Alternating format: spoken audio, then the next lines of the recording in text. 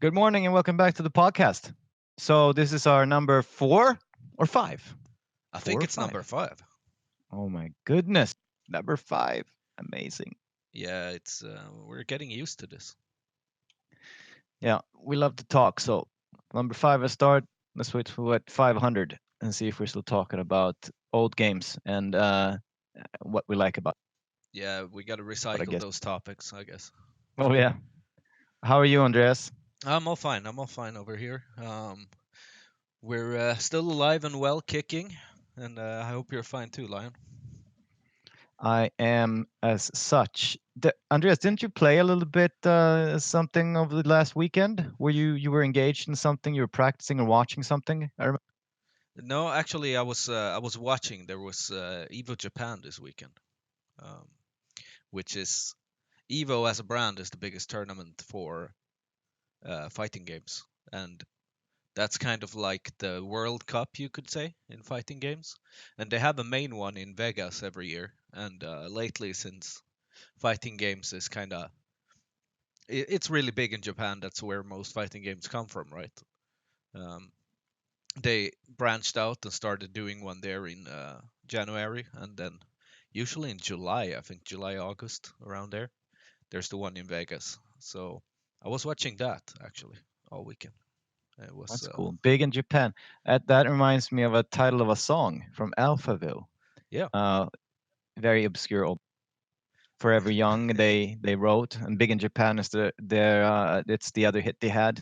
It's a very small little hit though, but it was big in Japan. For Yeah. some, Yeah. but you know what's funny, which makes me think of something else, which I always do, because I'm kind of nuts, is that the phenomenon of especially GTA, but lots of other games too, and other pop culture phenomenons. But when I watch like old clips of songs on YouTube, which I do occasionally, because I like music and old music, and I'm old, blah blah blah, is that you find in the comment sections a lot of people that find that music in games from games like GTA is a big one because of the radio stations they have. Yeah, like I remember finding a lot of songs actually from maybe that wasn't there an Alphaville song in like GTA Vice City or something? Hmm. Probably I can't remember. Yeah, It's no. one of my favorite games though. It's a great game. And I yeah, it's a great game. The setting, of course, speaks to me because of being in the 80s and Miami Vice and setting and of course Scarface and all. Yeah, yeah. And radio was cool and everything there. But it's probably Forever Young or one or Big in Japan maybe. I can't really remember some of the other hits they had. Yeah, like if Forever Young, I think if that was in the game, that I would have heard before, but I know that Vice City and probably San Andreas as well. They I found a lot of songs there that I hadn't heard before that I was like, damn, this is really good. Cool. And then the other games, the following games had only 80s music in one radio station, which I'm pissed about, but at least it's something. It's always fun to see what they come up with every game and see the new lineup of songs and Yeah, I gotta hand it to them. They're really good at making those radio channels as well. yeah, You I know, could just just the sometimes talk just feel shows different. Yep, yep. It's kind of like this stupid bits without anything. without anything of substance. Yeah, and nothing of substance. Yeah, it's just morons talking. So maybe now that we're mentioning Pig in Japan, they'll get a 2, 3 more views on their video. Maybe, maybe. So we've Yeah. So contributed. Amazing. yeah, go and check that song out by the way if you haven't heard it. We'll It's cash in it's a the good song. royalties later. Oh yeah, no doubt, no doubt. Okay, so Evo, it's big in Japan fighting games. Did you watch any? Was any good fights on there? Oh yeah. There was vote for Street Fighter 5, and because it's if you remember from the last podcast we made, I was talking about all these changes coming out. Like this is the off season, right? Yep. So people prepare for the upcoming Pro Tour that starts in March, which I booked today, by the way. So me and Groove, who is also on Wasder, we will be there. So make sure to say hi to us if you're at Brussels Challenge in March.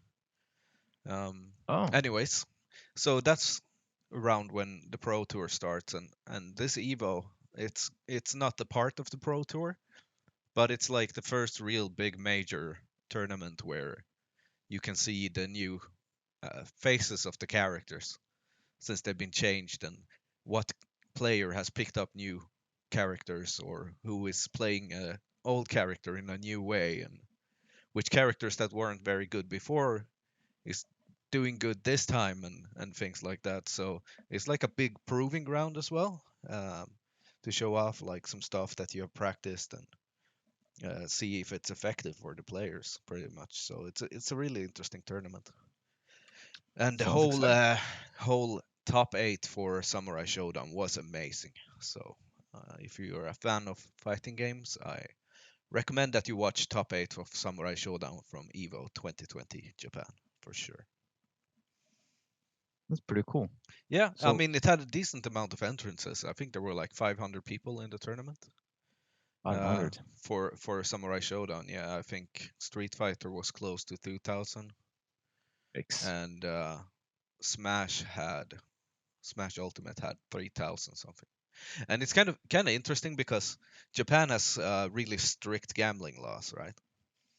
So when they do tournaments in Japan, there's usually not much prize money because the way fighting game tournament works is that you pay. It's an open bracket, right? Anybody can go and join it, which is a beautiful thing because it doesn't matter if you started playing yesterday or you played 20 years because you might face your biggest idol in the first round. It's open for everybody, and it's a beautiful thing about the whole community. So what you usually do is that you pay an entrance fee for like, let's say $10 or €10, whatever, and that gets put into a prize pool, right? And then the winner takes like 50% or something off that prize pool plus whatever extra prize money there is and stuff. But they can't do this in Japan. They have to make the tournaments free to enter because otherwise it breaks their gambling laws. So usually the payouts for tournaments in Japan is pretty low. So for That's a Smash, weird definition. That's a weird definition of gambling because it's skill based though.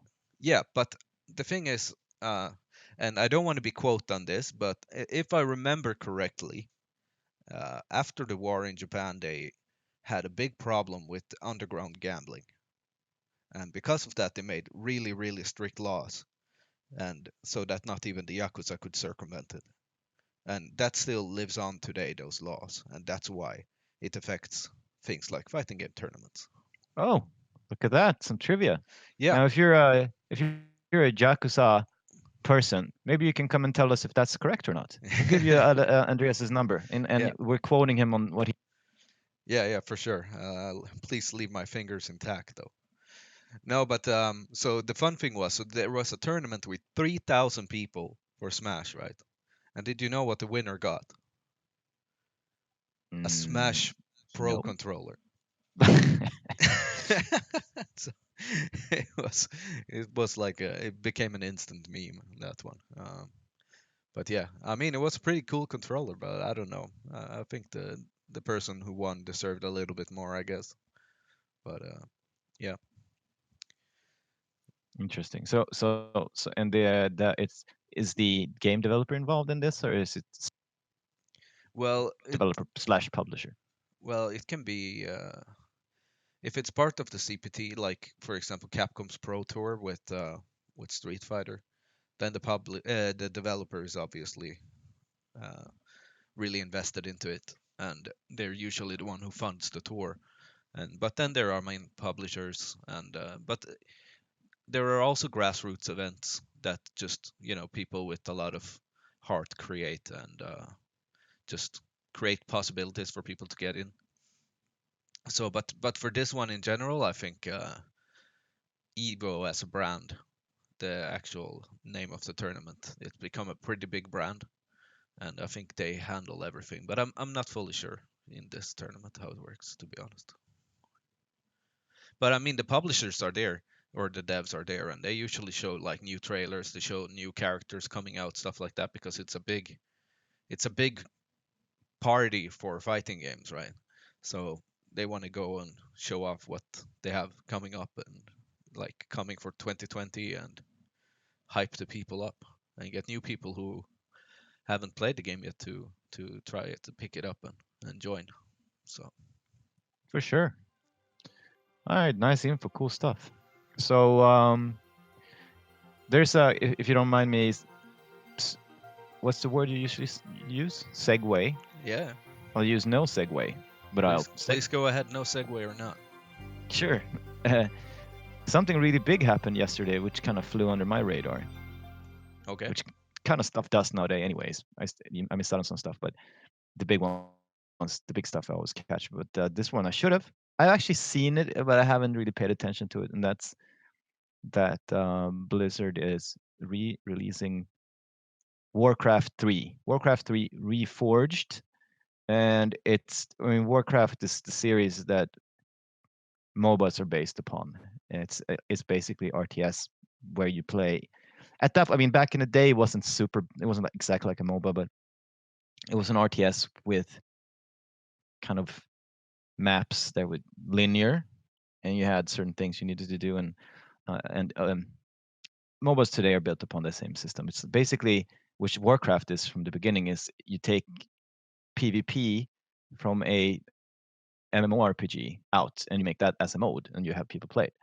And it's super smart, super simple, and today it's some of the most played games in the game. So that they're releasing this again, and what it entails is basically the original game updated, new graphics, and a modernized multiplayer. And the original was released in 2003. So this is super big. It's also one of the those big IPs out there. So, Andres, did you ever play Warcraft? Either of them? Yeah, I actually started out playing Warcraft 2. I played that a lot when I was a kid. Um, I didn't play Warcraft 3 until later because at the time my computer couldn't handle it. But I remember Warcraft 3 as being the one that actually introduced heroes. And I remember thinking that was really cool because it had like a touch of role playing elements to it, because you could level the hero up and things like that. And from that grew MOBAs, just as you said. So Yeah, definitely. And it's also one of the things, like I mentioned before, that in other podcasts, that Activision Blizzard, has during the years not really stuck with me, even though I always think they make great games. I don't know why. It was like I guess it was stemming back to World of Warcraft, really, as I never really got stuck on it either because I was playing sci-fi MMOs. I was playing Star Wars Galaxies, and World of yeah, Warcraft came out at the same time as the Matrix Online, and that's also another podcast in itself, Matrix. But so I didn't really, and also I didn't really like World of Warcraft 'cause I felt to be kind of slow. The combat was very traditional. So Warcraft 3, I did play. I think I even bought it actually, but I didn't play it much, and I never really gotten into MOBAs either. Even though I probably would love it because I did play PvP when I played MMORPG, so it was my favorite pastime in those games. yeah. I think like it actually shocks me a little bit because I know you to be someone who plays a lot of MMORPGs, or at least used to, right? So, and World of Warcraft obviously being the big one, if nothing else. So, me myself, I'm not an MMORPG guy, so I never got into it. But I love the RTS game, so I loved Warcraft 2. Like there's where it all started. I played that game tons. That and StarCraft, I played those games tons. And then Warcraft 3 later when I had a computer that could handle it, and also later on, StarCraft 2, and I was sucked into the Hearthstone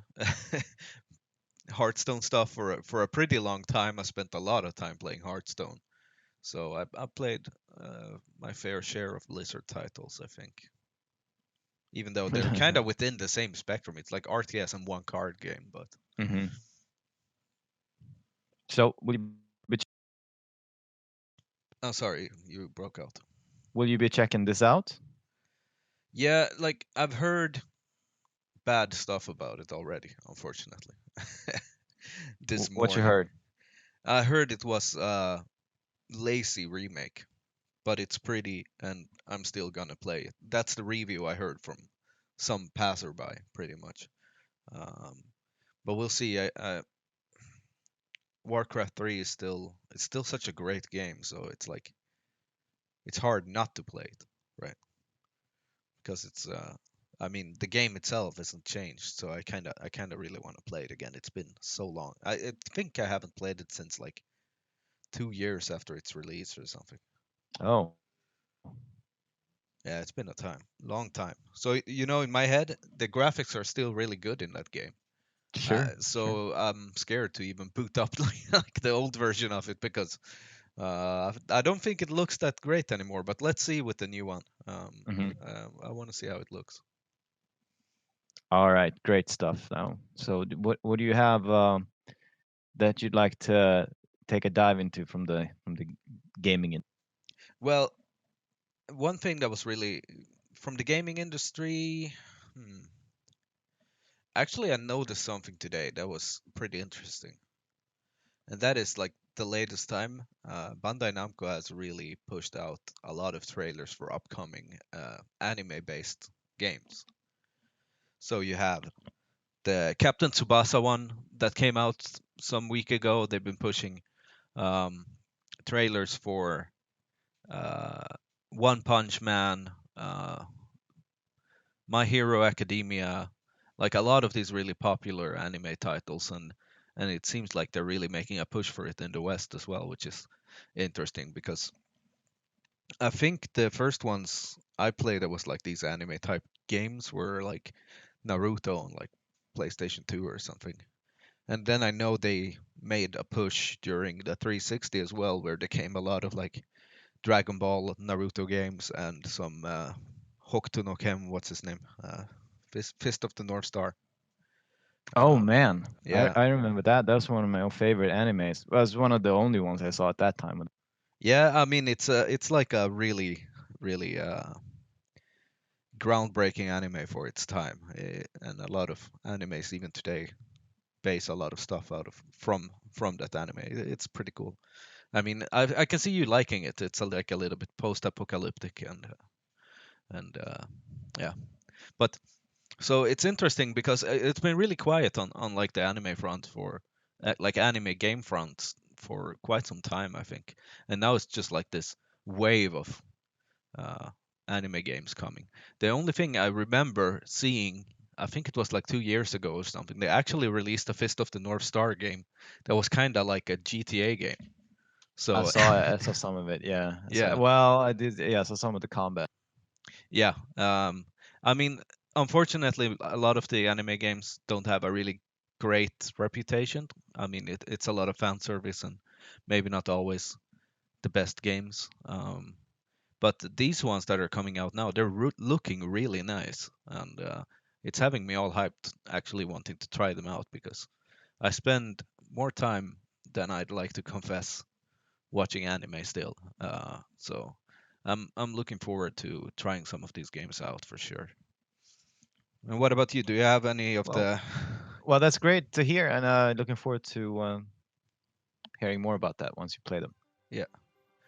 Do you have any gaming related stuff that has happened lately that you'd like to bring up or?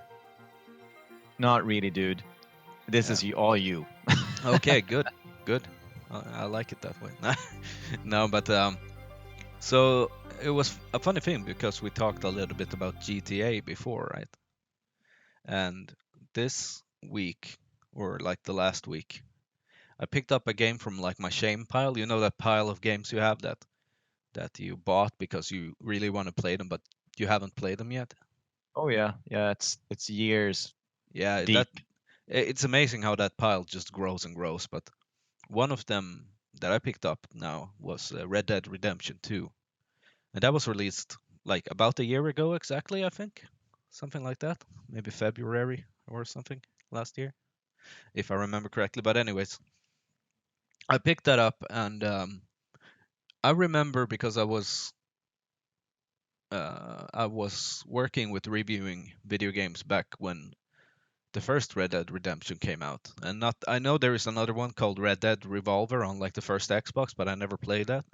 But like the Red Dead Redemption one that came out on 360 and PS3, and I played that, and I really really liked it. I loved that game, and I remember I got like these really cool things together with it from from the publisher. It was like uh, a card set with Red Dead Redemption cards, and then I also got a soap that was made to wash away blood, which was pretty cool. So, but so I picked up Red Dead Redemption 2, and it's amazing how Rockstar creates games that you play like the story for 15 minutes and then you do not play the story for another 30 hours because there's so much other stuff you want to do, right?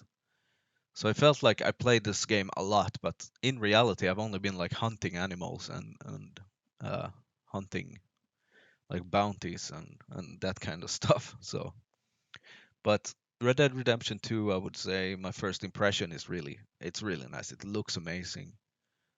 The scripting is great, and I just can't wait to play more of it. Have you tried it, Lion? I did play the original game, and I did like it. It's Rockstar. I mean, they're just great at creating worlds. They're great at creating worlds and these the kind of augmented reality stories. So you understand what I mean when I say that? It's like if you look at GTA, those things is what you would expect could happen turned up turned up a lot, but not too much. Some of it's over the top, but it's just so entertaining. It's super entertaining. It's stories about human beings in crime or out in different settings like Red Dead Redemption. And it's like it's like if you're playing a movie, but it's much more detailed, kind of. And you Yeah, guys have played this game. You know what I'm talking about. It's augmented. Some of the good something they're good at exactly. They're super good with that. With what is augmented above until a crazy level, and then there's stuff that's like the world works as it should in real life. Like you walk into a bar, and there's just stuff happening there that you look at. It's like the detail is amazing. In GTA, you one of the missions in the latest GTA, the one of when you're going into a game, they do meta jokes. They go into a game development studio, and uh, especially if you worked in the gaming, I mean, there's lots of stuff just as a gamer you can laugh at. And me, has been in the industry for some time, it's like, yep, these guys, they're just hanging it all out there. yeah, yeah, So for they sure. create worlds which work, and the settings work. Like the Red Dead Redemption series, it's a harsh world, and I did like it. So to answer your question, it also, it's just like the Western era is not my favorite era, and that's kind of why I also, with all these side missions, I said before sometimes that when it becomes like a lot of side mission stuff, I'm not too interested. Yeah, But it's on my shame pile. yeah. I mean, it's still even if you skip all the side stuff, right? The stories are usually so good that it's worth playing through, even if you don't particularly like the setting of it. But also, I mean, just as you said, that the world that the worlds that they create, they are so alive. Like and it's like wherever you go, there is always, it always feels like that place that is there for a reason. So many um, open world games, um, they have these massive worlds, but it's like they're only there to be massive. There is nothing in them, and it's really annoying because then it's just okay. I have to travel from A to B, and it becomes a shore.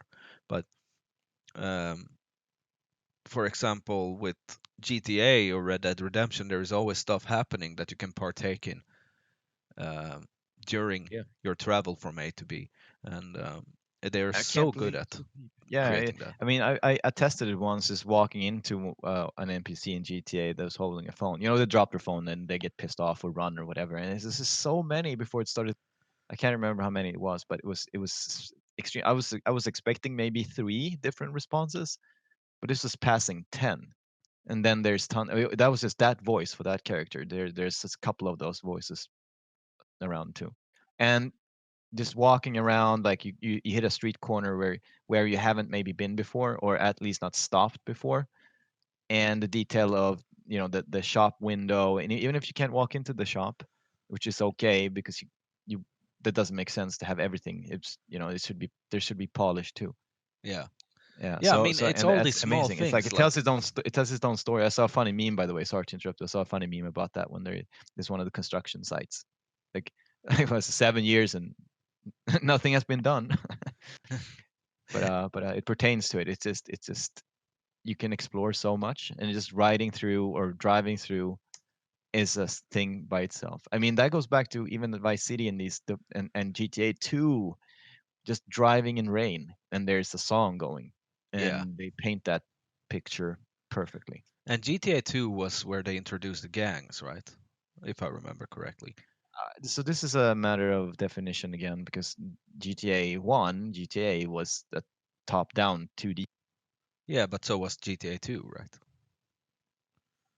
I might be remembering wrong if Because that was GTA as well. 3 was the first 3D one. Okay, yeah, you might be right about that. Sure, yeah, but gangs, yeah.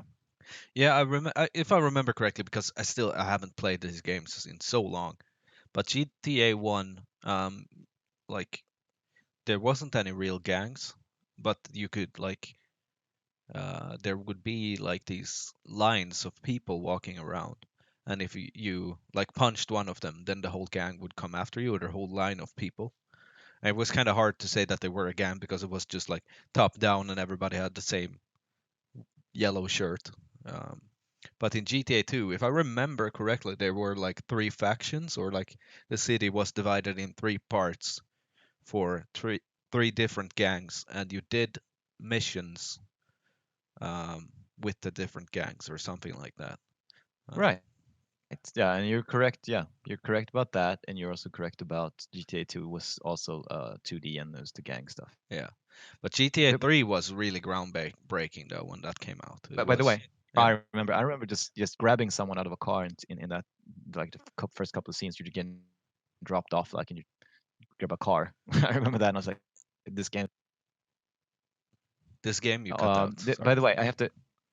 Yeah, no, I was just saying that I remember just being in GTA 3, just grabbing someone out of the car, throwing them out, and stealing the car. Just that thing was amazing, and I remember saying to myself, "This game's gonna be." Yeah, Do I you mean, know, Andreas? Do you know, Andreas? The tagline, Rockstar's official tagline for Grand Theft Auto. no. It's where lunatics prosper. That didn't sound social. It's kind of like this podcast. Yeah, yeah. It's kind of like this company sometimes. Since we're part of it, yeah.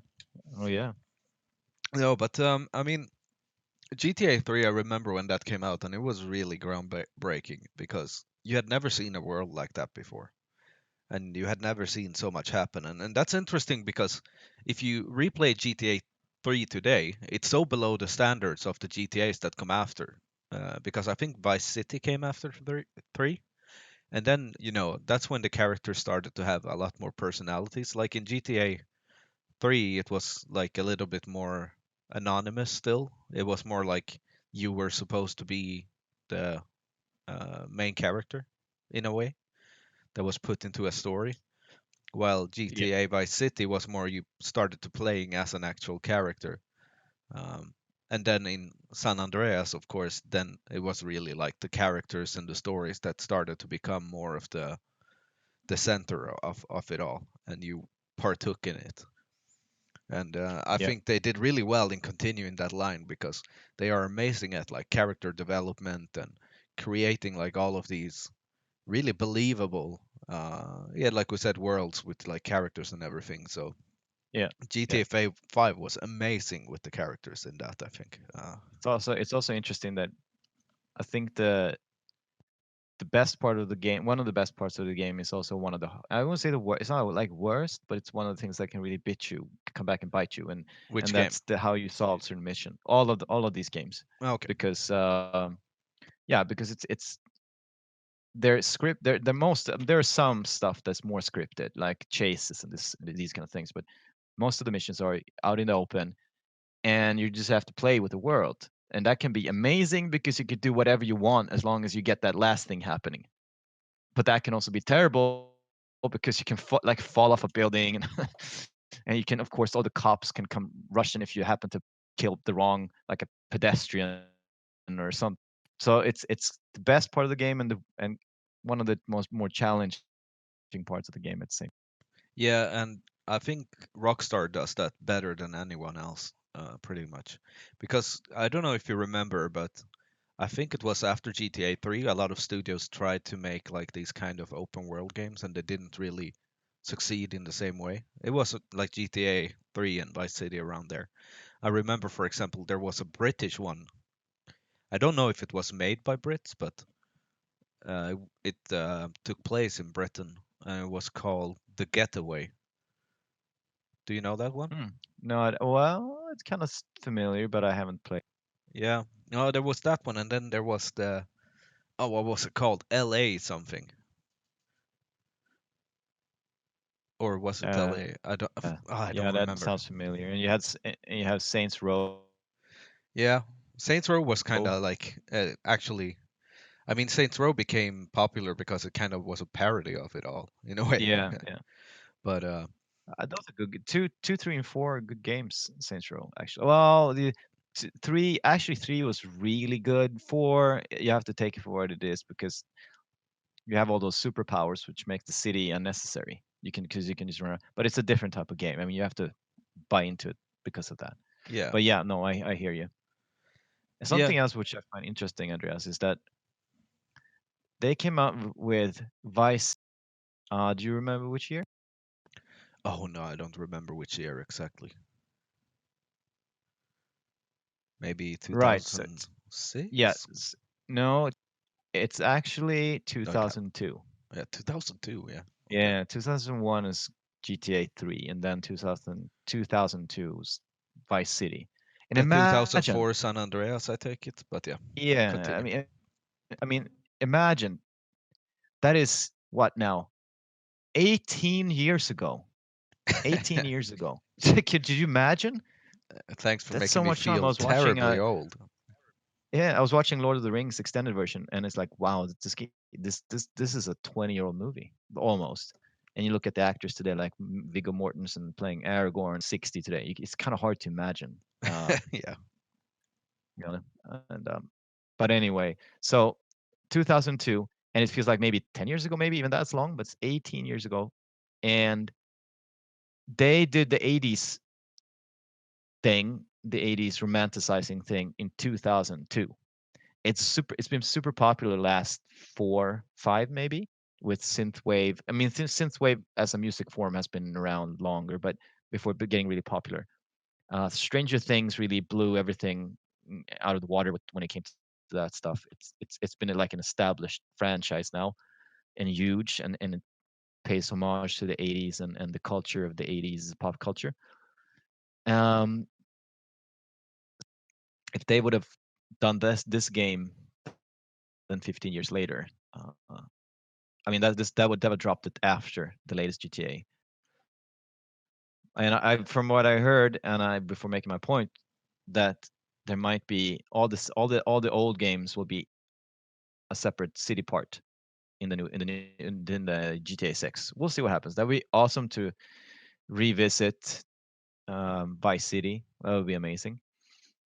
But I mean, I'm even today, even a remaster today or a sequel to Vice City would probably hit home still. It's probably kind of dying out now a little bit with the 80s stuff, but I think they will still make a killing with it. Although I understand it takes years for them to build these games nowadays. So Yeah. I mean, it would be amazing if something like that happened. Um, and do you remember they did L.A. Noir? That that's true. it wasn't them. I think they only published it, but it was an Australian studio that Mhm. actually developed it, if I Mhm. remember correctly. And that was actually a really cool game as well, um, where you interrogated people, and you had a lot of like motion capture for faces. I remember they did that really well, and I still today sometimes I can watch like, I put on like a random Netflix series or whatever, and I watch, and I'm like, I recognize this actor. Where was Yeah, he or yeah, she in? And I was like, I can't put my finger on what movie. Like, what movie was this person in? And then it ends up that they made like faces in LA Noir or something. It's pretty cool. Um, but yeah, like a lot of games did good open worlds, and there was like I would say during the 360. Yeah. No, again, very sorry to interrupt, but it just sparked my mind that I guess wasn't it Mafia? Was that the game that was also open Oh world? yeah, That was Mafia. Whoa. there. You go. Yeah, Mafia is the first Mafia game is one of my favorite games of all time, I think. nice. Yeah, I like it too a lot. Yeah, and it was pretty hard because that was the first game where you could break the speed limit as well, I think. I Yeah, remember the first mission was so hard because you kept on breaking the speed limit and the police would chase you down.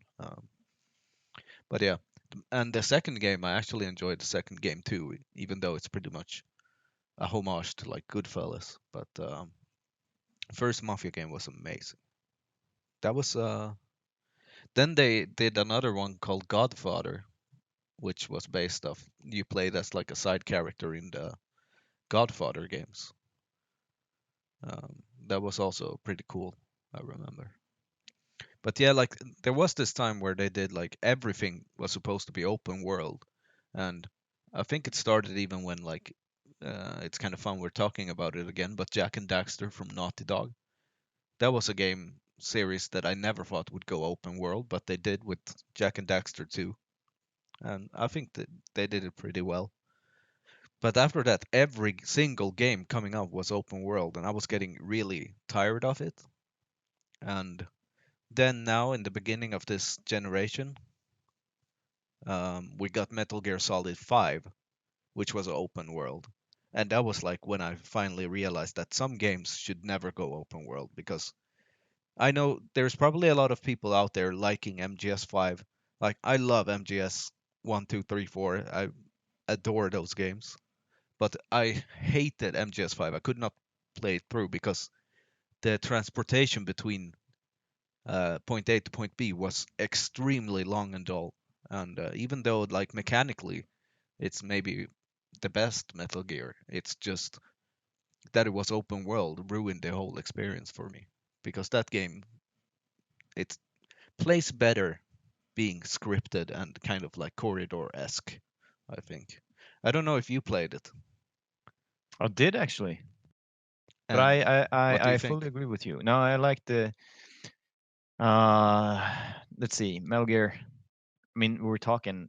First of all, we're talking NES, and then we're talking PlayStation 2. Well, I'm thinking of the Solid Solid? series. Yeah, Yeah, the first one, the, Solid. the first one, Metal Gear Solid. The first Yeah, Metal Gear Solid was on PS. Then you had Metal Gear on NES, but we're skipping those for now. At yeah, least I yeah. did. I'm talking about the one on the PS2. PS2 was MGS2 and MGS3, and Was it really the first one on PS1? Was it? Because I remember it yeah, had vibrating controllers. It did all that fun stuff in the game, the meta game stuff. yeah, That was fun. because it came out, I think, yeah, because it had Psycho Mantis and it was reading, he was reading your memory card and stuff. That was one of the best boss fights ever, and that was on Yeah, PlayStation 1, where you had to like because he was reading your inputs, you couldn't shoot him, and then you had to like switch the controller to yeah, port 2 to amazing beat stuff. him. Yeah, I mean, I mean, fantastic fight. yeah. So, and but I just the why it doesn't come together for me is because I don't remember the PS1 having vibrating controllers. So that was a Well, PS2 let thing. me throw a little trivia at you then, because they actually launched the analog controller, as it was called then, I think, like analog controller, I think it was just called, and it had a rumble feature, and it was tied with or promoted with a game called Ape Escape, and that was on PlayStation 1 because you could use the levers on it to catch monkeys. You had like this big what's it called? I forgot the English word. Um, the one that you catch is like bugs and things with. Hmm. Yeah. Good Yeah, question. whatever. You had this tool to catch monkeys with, and you would use like the lever. I think it was the right stick lever to like charge back and forward to actually use the tool. and that's how they promoted that analog controller. So it came out during PlayStation 1's life cycle. Oh, interesting. Learn something Yeah, every yeah. day. Well, so back to the story then is that or the topic is that that was amazing to me, that game, and then I kind of dropped off. It dropped off for me because that's when I went into PC gaming more. I've been back and forth, but that's so I missed kind of some of the game. But I played the other one that you mentioned. Which one? But I liked the open world one. But Ah, I like MGS yeah, 5. that's right. But I do enjoy the I understand the presentation of the narrative is better in a more confined environment. It doesn't need to be. Yeah, and I mean those are games that are so the story heavy, right? I mean, I think there is an argument for GTA having an amazing story as well, but it's an amazing game without the story, and a lot of people just play the game for, you know, grab a car, do whatever you want, sandbox type. But nobody plays MGS for the sandbox capabilities, at least none that I know personally. It's probably someone out there who was like, "Oh, great sandbox." Uh, Whoever you are, you're wrong. It was not a great sandbox, and so that when it's such a heavy story and it's so supposed to go in a certain way because it's so confusing as it is already the story in those games, uh, you're better off just focusing on the narrative and the gameplay at hand rather than the world around it as well, which in this case was just a desert anyway. So I mean, at least that's my opinion on it. For I don't sure. If you're listening, give us your input. What do you think about all from GTA, Rockstar, Red Dead Redemption, and the Metal Gear? All right, super cool. I think that's a wrap, Yeah, and I think that you will get a number 6 episode in. I'm sorry you cut out. Well, I think that's a wrap, and I think that you'll get a new episode of this podcast in a week or so. So that I'm looking forward to. Yeah, I'm looking forward to it as well, and I hope all of you have a fantastic time and make sure to write us. Tell us what you think. If there's topics you want to talk about, let us know. And of course, you can hit us up on Wasder. You can hit us up on Twitter. Um, if you find us, talk to us. Have fun, guys. Thanks for listening, and have a nice weekend. Bye bye.